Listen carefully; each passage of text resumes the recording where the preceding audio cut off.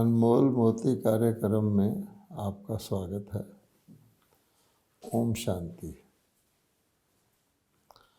भारत का प्राचीन राजयोग बहुत प्रसिद्ध है और गीता में भगवान ने स्वयं कहा है कि वो राजयोग जो मैंने सिखाया था, भगवान कह रहे हैं, वो उसका बहुत लाभ हुआ, लेकिन वो योग धीरे धीरे उस योग की शक्ति कम होती गई, उसका रूप बदल गया और बहुत काल से अब वह योग लुप्त प्राय हो चुका है। और भगवान कहते हैं जब योग लुप्त प्राय हो चुकता है, उसके बाद जो उसके लाभ भारतवासियों को, मानवता को मिलते हैं, वो ख़त्म हो जाते हैं और उनकी जगह जो हानि मनुष्यों को होती है वो बढ़ती जाती है।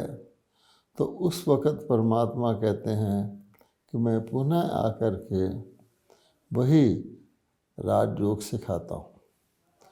लेकिन सोचने की बात है कि भगवान का सिखाया हुआ राजयोग स्वयं धरती पर अवतरित होकर सिखाया हुआ राजयोग, जिसको भगवान कह रहे हैं कि बहुत थोड़े लोग उसको समझने के लिए आते हैं। बड़े बड़े विद्वान, आचार्य इत्यादि तो उसको समझ ही नहीं पाते हैं। और शास्त्रों में लिखा हुआ है कि वो तो अपोजिशन की लाइन में द्रोणाचार्य, कृपाचार्य जैसे आचार्य, भीष्म पितामह जैसे बाल ब्रह्मचारी, दुर्योधन जैसे राजसत्ता वाले उसको समझ ही नहीं पाए। फिर जो थोड़े से आते भी हैं, उसमें भगवान कहते हैं आश्चर्यवत सनंती कशंती पशंती भगंती, उनमें भी बहुत थोड़े से उसको सुनते हैं, उनमें से भी कम उसको समझ पाते हैं और उससे भी कम उसके ऊपर चलते हैं और बाकी लोग उसको नासमझी के कारण उसको त्याग देते हैं। अब विचार की बात है कि ऐसा कौन सा वो योग था और उसका कितना विशाल प्रभाव था कि उसको हमें समझना आवश्यक है।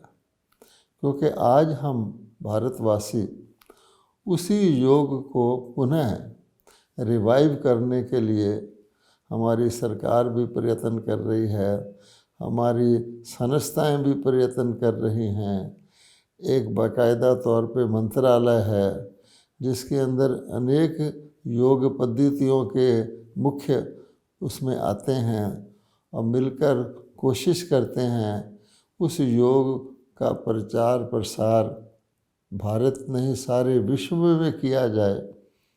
और उसके लिए हम जानते हैं कि संयुक्त राष्ट्र से 21 जून का दिन सारे विश्व में इंटरनेशनल डे ऑफ योगा के रूप में मनाने की मान्यता भी प्राप्त की गई है।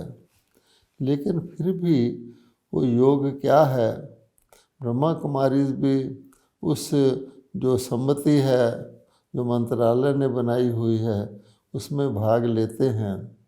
उसमें क्या कोशिश की जाती है, क्योंकि वो योग तो प्राय लुप्त है, तो भिन्न भिन्न जो प्रचलित योग पद्धतियां हैं हमारे समाज में, उन सब को समन्वय करके जिसको कहा जाता है कॉमन मिनिमम प्रोटोकॉल, ये सबको मिलाकर जो सब में एक जैसी चीज़ है उसको इकट्ठा करके इस प्रकार का योग प्रचलित किया जाता है। कुछ समय पहले तक तो उसमें शारीरिक योग क्रियाएं ही थी, जिनका गीता में कोई नाम निशान भी नहीं है, मेंशन ही नहीं है। फिर उसमें ध्यान के नाम पर जो मानसिक योग हैं, मन के द्वारा लगाए योग हैं, वो ऐड किया गया। परंतु वो जो जिस प्रकार का किया जाता है, एक तो वो केवल एक दिन के लिए ही सारे विश्व में उसका प्रचार प्रसार होता है। हम ब्रह्मा कुमारी कि केंद्र विश्व के कोने कोने में हैं, तो हम देखते हैं कि भारत के दूतावास ही उन कार्यक्रमों को मुख्यतः ऑर्गेनाइज करते हैं। उसमें भारत की कम्युनिटी जहाँ जहाँ जिस देश में होती है तथा कुछ योग के जिज्ञासु उस दिन एकत्रित होते हैं। ब्रह्मा कुमारी उसमें अग्रगामी होकर पार्ट लेती हैं ताकि वो कार्यक्रम सफल हो। ये अलग बात है। थोड़ा बहुत प्रयास भी जो हो रहा है अच्छा है, सराहनीय है, क्योंकि कम से कम योग का नाम तो धरती पर जिंदा है। अगर इस प्रकार के मेहनत से हम पूर्णिमा नहीं कर पाए तो अमावस्या भी नहीं होने दी, थोड़ी बहुत लीक योग के नाम से प्रचलित है। किंतु आज हम इस बात पर चर्चा करेंगे और समझने की कोशिश करेंगे कि जब भगवान पुनः अवतरित होकर उस योग को सिखाते हैं तो उस योग की महान शक्ति क्या है और उससे किस प्रकार से परिवर्तन आता है। अब हम इस बात पे आते हैं, उस योग की सर्वाधिक आवश्यकता सारे सृष्टि चक्र में किस समय पर पड़ती है। जैसे हम जानते हैं समय के अनुसार मौसम भी बदलते हैं, समय के अनुसार युग भी बदलते हैं और समय के अनुसार गुण भी परिवर्तित होते हैं। जैसे दिन के अंदर सूर्य उदय का भी समय होता है, दोपहर पर होता है जब बिल्कुल सूर्य सिर के ऊपर होता है, फिर धीरे धीरे सूर्य ढलता है, सायंकाल का समय की अपनी रौनक है। फिर रात्रि का समय आता है जिसमें लोग आराम करते हैं, नींद करते हैं, तो समय बदलता रहता है। इसी प्रकार से अगर हम सारे सृष्टि चक्र को लेते हैं तो सृष्टि चक्र में भी समय ही बलवान है। कहा जाता है काल चक्कर चलता रहता है और समय परिवर्तित होता रहता है। अवश्य ही ये तो एक कॉमन सेंस की बात है कि भगवान नई सृष्टि ही रचते हैं।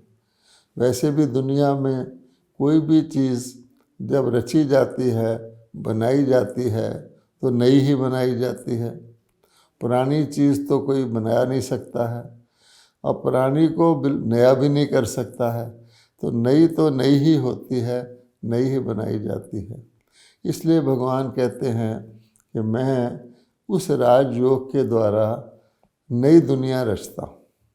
अब नई दुनिया रचता हूँ, उसका जो मनुष्यों के मन में जो उसका विज़न आता है वो भी क्लियर नहीं है, क्योंकि आज के मानव तो इस पुरानी दुनिया को ही नई बनाने के प्रयासों में लगे हुए हैं। ईंटों के मकान थे, फिर वो सीमेंट के मकान आ गए। आज हम अपने मकानों के ऊपर ग्रेनाइट पत्थर लगाते हैं, मार्बल लगाते हैं, बहुत शीशे लगाते हैं जिससे वो सुंदर प्रतीत होते हैं। छोटे छोटे सिंगल स्टोरी घरों की बजाय हम बहुत मल्टी स्टोरी बिल्डिंग्स बनाते हैं, उसको हम प्रगति कहते हैं। इस डिटेल में ना जाएं। अर्थात दो प्रकार की चकाचौंध होती है। एक बाहर की चकाचौंध होती है जो बाहर से प्रसन्नता प्रदान करती है, और एक आंतरिक संतोष और संतुष्टता होती है जो अंदर से व्यक्ति को शीतलता और संतुष्टता प्रदान करती है। वो हम सब देखते ही हैं। कहने का भाव ये है, अगर हम मोटे रूप से जानने की कोशिश करें तो कलयुग के अंदर तमोगुण होता है, और तमोगुण भी कलयुग से ही तमोगुण शुरू होता है, और तमोगुण धीरे धीरे और बढ़ता जाता है। जैसे हम किसी खड्डे को खोदते हैं तो जितना खुदाई करेंगे वो और गहरा होता जाता है। तो तमोगुण बढ़ने का मतलब है कि पुरानी चीज़, खस्ता चीज़ और भी पुरानी होती जाती है।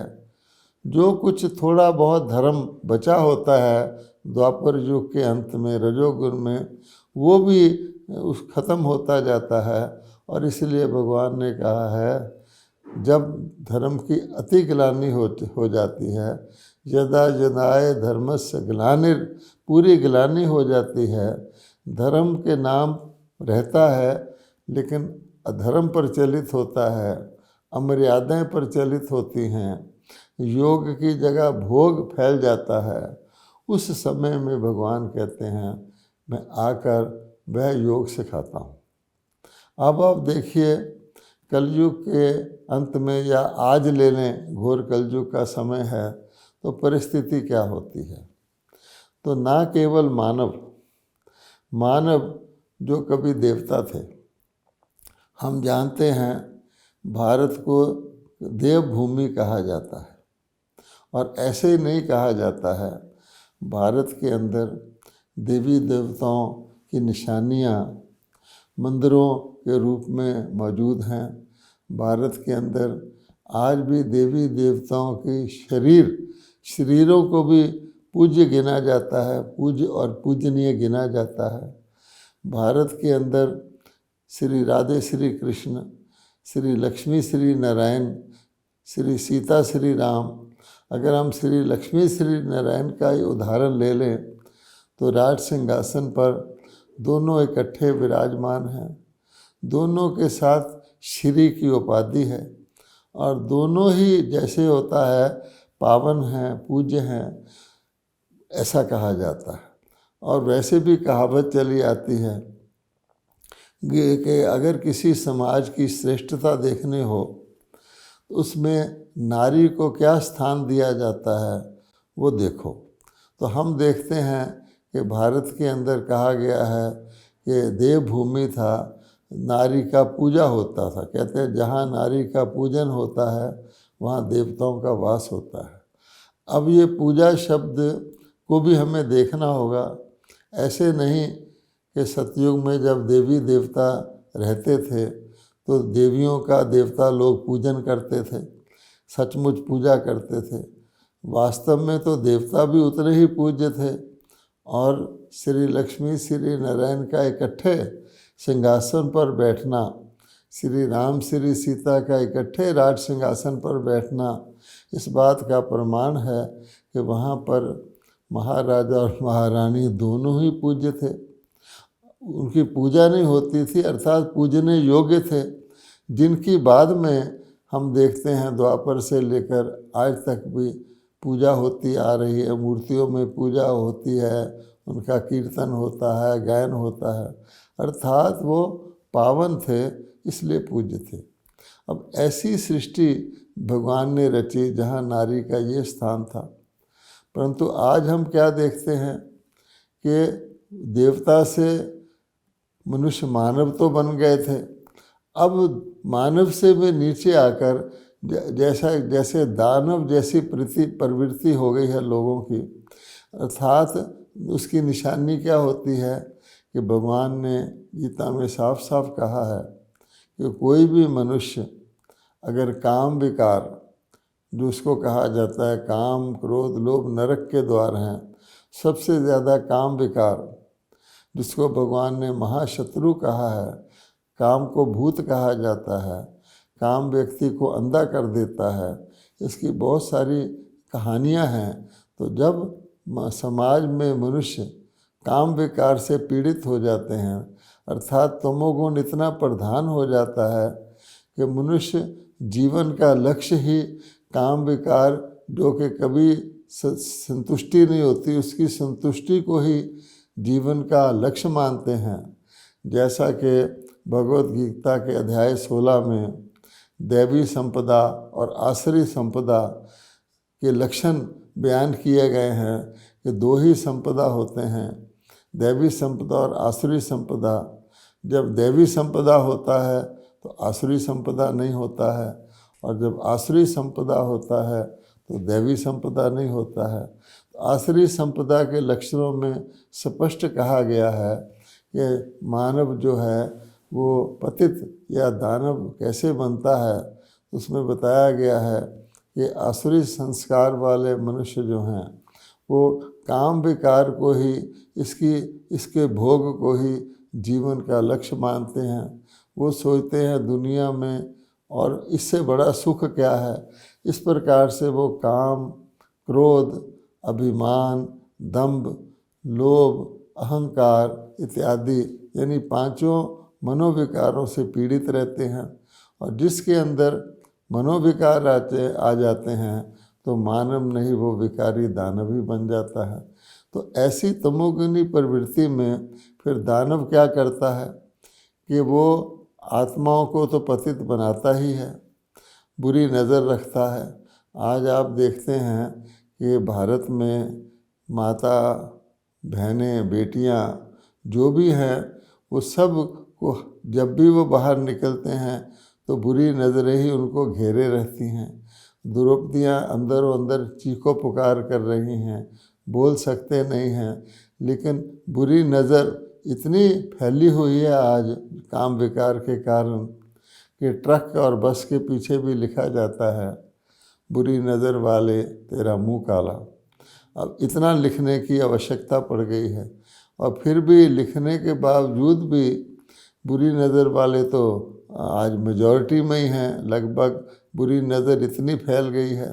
तो ऐसी परिस्थिति में फिर मनुष्य, जिसको कहते हैं चरित्रहीनता की बिल्कुल लोएस्ट स्टेज आ जाती है। और कहा गया है अगर चरित्र गया तो सब कुछ गया, कहा जाता है ना। अगर धन चला जाए तो कुछ बात नहीं, स्वास्थ्य चला जाए तो थोड़ा बहुत नुकसान है, वापस आ जाएगा, लेकिन अगर चरित्र चला जाए तो सब कुछ चला जाता है। आज चरित्रहीनता जो काम विकार के रूप में समाज में फैली हुई है और उसको और बढ़ावा दिया जा रहा है। आज अश्लीलता एक बहुत बड़ा जीवन व्यापार हो गया है, एक जीवन की गिराने की एक कला हो गई है, जिसको इतना व्यावसायिक रूप दे दिया गया है कि जैसे आग में तेल डाला जाता है तो चरित्रहीन मानव को और भी ज़्यादा उसको भड़काया जा रहा है कि और चरित्रहीनता की तरफ जाए। और आज हम चरित्रहीनता की तो हद देख रहे हैं। फिर भगवान ने ये भी बताया है कामेश क्रोधेश, कि व्यक्ति जिसके अंदर काम वासना आ जाती है वो क्षमा करे, दया करे, संतोष करे, ये हो नहीं सकता।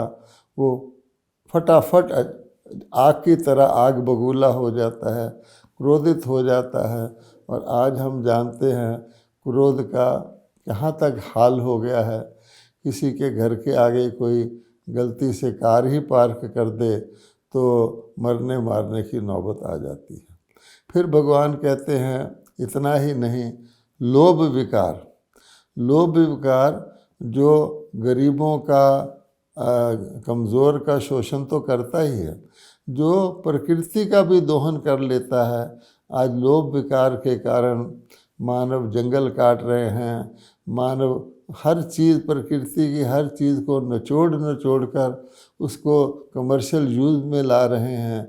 यानी प्रकृति को इतना सतो प्रधान से तमो प्रधान बना दिया है कि आज हवा भी दूषित है, पानी भी दूषित है, मन भी दूषित हैं।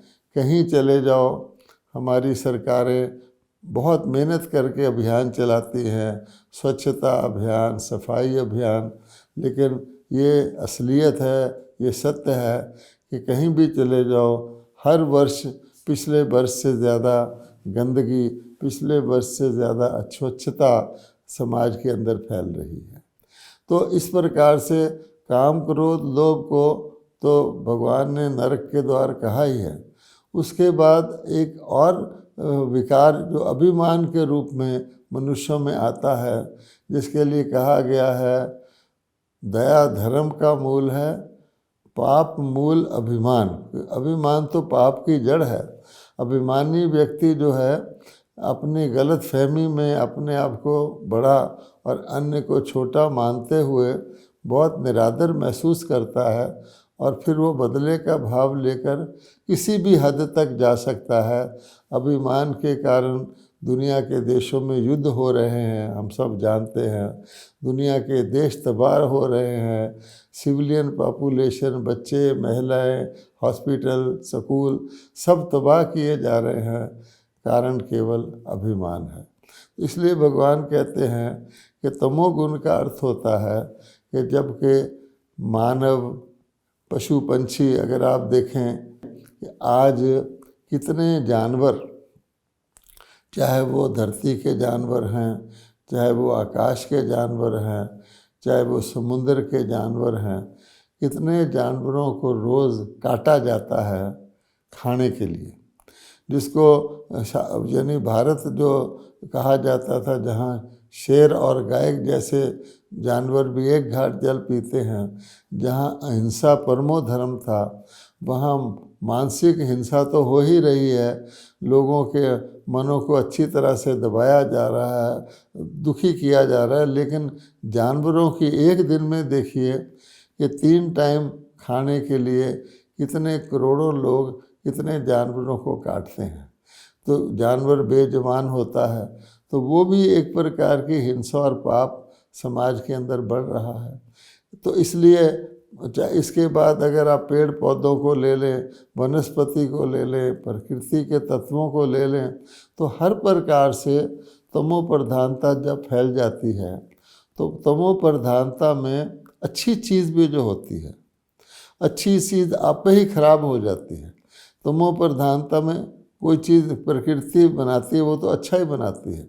मान लीजिए प्रकृति ने फल पैदा किए, प्रकृति ने सब्जी पैदा की या कोई फसल पैदा की, लेकिन उसको उस रूप में ना रख के, आज हम सब जानते हैं कि कैसे कच्चे फलों को तोड़ करके उनको रखा जाता है, फिर उसको महंगा बेचने के लिए कार्बाइड गैस लगा करके उनको नकली तौर पे पकाया जाता है, और बहुत बहुत समय तक वो रेफ्रिजरेशन में रहते हैं, तो रंग रूप दिया जाता है।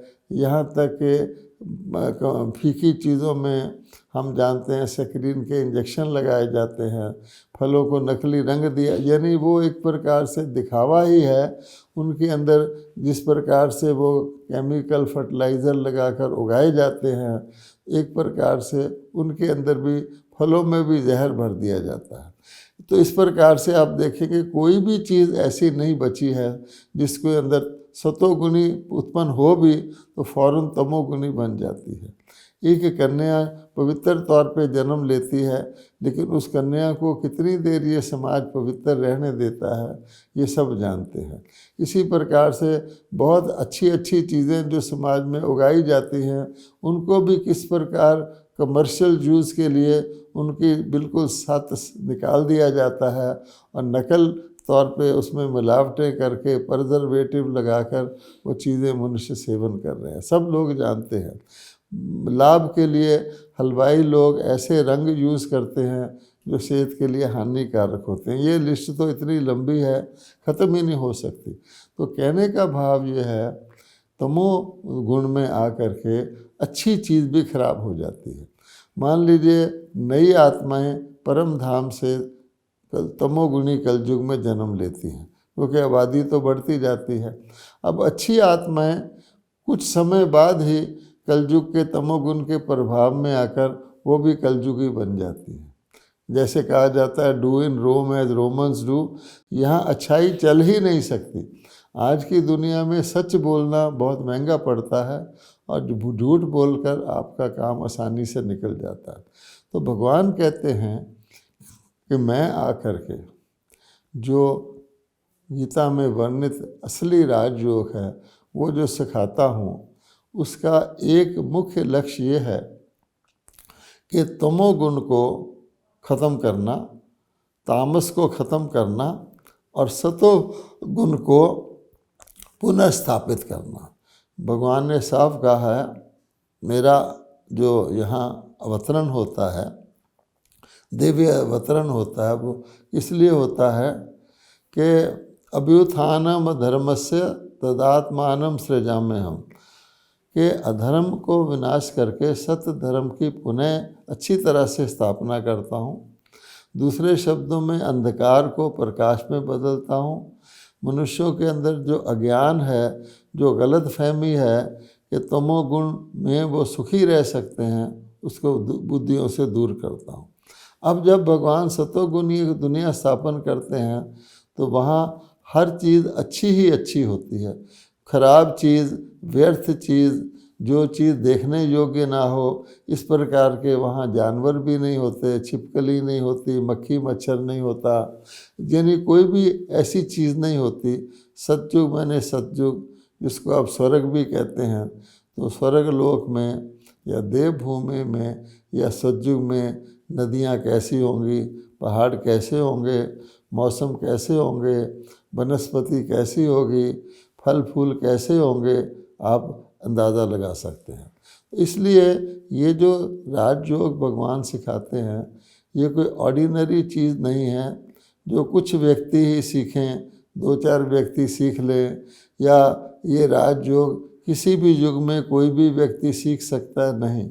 ये एक ऐसी विद्या है, एक ऐसी कला है जो मनुष्य को एकदम परिवर्तित कर देती है। उसके अंदर से दानवता, उसके अंदर से पतितपना, उसके अंदर से विकार निकाल देती है और उसके अंदर दिव्यता, अलौकिकता भर देती है, जो मानव के असली नेचर है। कहा जाता है, कोई पूछते हैं कि मनुष्य की असली नेचर क्या है, क्या मनुष्य की असली नेचर खराब है या अच्छी है? तो हम जानते हैं अच्छी चीज़ ओरिजिनल होती है और उसका विकृत रूप ही खराब गिना जाता है। जैसे हम कहते हैं किसी के रक्त में विकार आ गया, उसके खून में कुछ खराबी आ गई, पर असली रूप तो खून का शुद्ध खून ही होता है ना।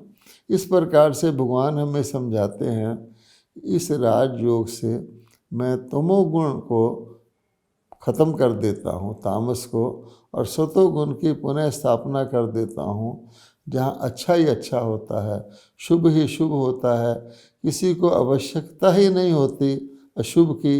इतना अथाह स्वर्ग मैंने स्वर्ग, वैकुंठ मैंने वैकुंठ, देवभूमि मैंने देवभूमि, जिसका इतना गायन हमारे शास्त्रों में चला आता है कि भारत सोने की चिड़िया था, दूध घी की नदियाँ बहती थीं, अर्थात प्लेंटी था, शेर गाय एक घाट जल पीते थे, सोने की चिड़िया था। ये सारी बातें जो हैं, ये सतोगुनी दुनिया जो भगवान योग द्वारा परिवर्तित करके बनाते हैं, उसके यादगार हैं। तो अब आप सोचिए, अगर कलयुग के अंदर किसी व्यक्ति को जो सचमुच अच्छा बनना चाहता हो, उसको क्या करना चाहिए? तो दुनिया में जितने भी पद्धतियाँ, जितने भी तरीके आज तक चले आ रहे हैं, वो तरीके अनेक हो गए हैं। सत्य एक होता है, सच्चा मार्ग भी एक होता है, और वो सहज होता है, सुलभ होता है, सर्वांगीण होता है और सदा रहता है। लेकिन जो छोटे छोटे मार्ग उसके टुकड़े बन जाते हैं, उसमें कुछ ना कुछ अंश थोड़ा बहुत अच्छाई का होता है, लेकिन बाकी सारा कुछ उसमें दूसरा ही होता है।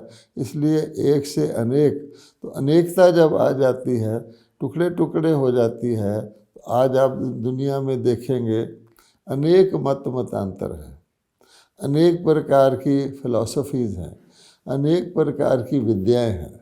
उसमें हम विज्ञान को जोड़ लेते हैं, चिकित्सा ज्ञान को जोड़ लेते हैं, कुछ भी जोड़ लेते हैं।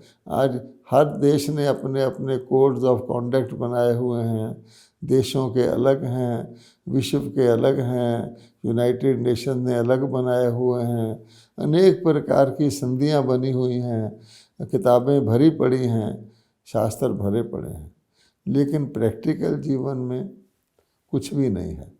इसलिए भगवान कहते हैं कि मैं जो राजयोग सिखाता हूँ, उसकी मुख्य बात क्या है कि मैं अपने साथ, क्योंकि परमात्मा सर्वशक्तिवान है, परमात्मा विश्व परिवर्तक है, परमात्मा ही दुनिया को बदलने वाला है, तो मनुष्य आत्माओं को निमित्त बना के, क्योंकि मनुष्यों द्वारा ही दुनिया बिगड़ती है, मनुष्यों द्वारा ही ठीक होती है, मैं अपने साथ उनको योग लगवा कर, अपने साथ कनेक्ट करवा के उनको वो शक्ति प्रदान करता हूँ, जिससे वो विकारों से मुक्त होते हैं, free of vices and full of virtues, और दिव्य गुणों से भरपूर होते हैं। और ये कार्य पुनः वर्तमान समय परमपिता परमात्मा ब्रह्मा कुमारी के माध्यम से करवा रहे हैं। ओम शांति।